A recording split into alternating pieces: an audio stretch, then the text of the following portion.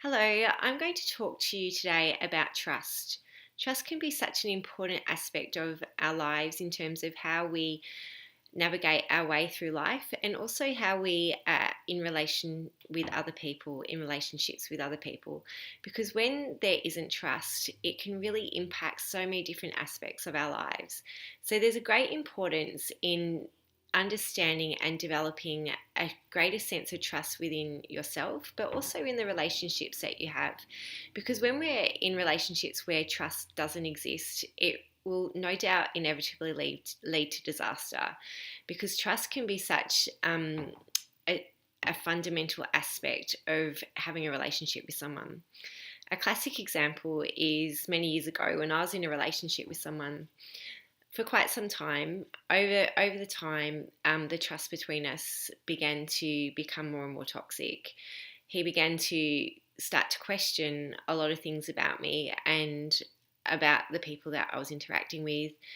And he started to read emails that other people had sent me and text messages, and it became really toxic. His constant questioning of me and how it impeded on our relationship.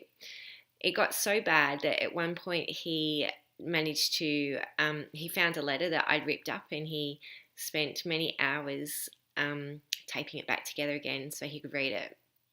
And the breaking point really came one time when he questioned, or accused me, not so much questioned, me kissing a friend of ours in front of him, which was absolutely a delusional apparition that he was having. So his mistrust in me became really detrimental to our relationship, and it eventually tore us apart, which is really unfortunate because essentially trust for me is one of the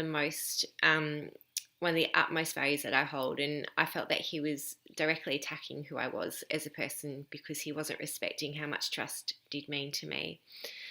And it also became the downfall of our relationship because how much it was affecting him.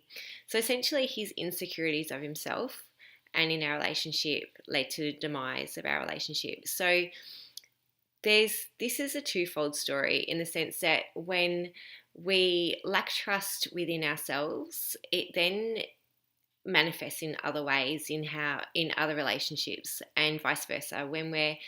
Not when we're mistrusting another, then it also manifests in ways of us mistrusting ourselves. So trust can be such an important aspect in having healthy relationships, and also feeling really empowered and improving your self-esteem. Because when you know who you are as a person and you know what you stand for, then that sense of trust can be easily developed. So trust can also come around your body and how you feel inside your body, and learning to trust your body for all that it does. We're not taught to learn to listen to the wisdom of our body. It's something that's quite foreign in our culture to actually tune into the sensations that we feel. And that can be sort of regarded more as intuition or signs that your body's telling you that something's not right, something's quite wrong. And it's something that we can develop if we choose to, but something that we're not really taught to. So learning to trust your body can also be a really important aspect in maintaining a healthy body image and also increasing your self-esteem. That can also evolve around food and trusting what your body needs and giving it what it needs as well, giving it the right fuel. In my hypnotherapy practice, I quite often use the metaphor of a car with many clients that come to see me for weight management.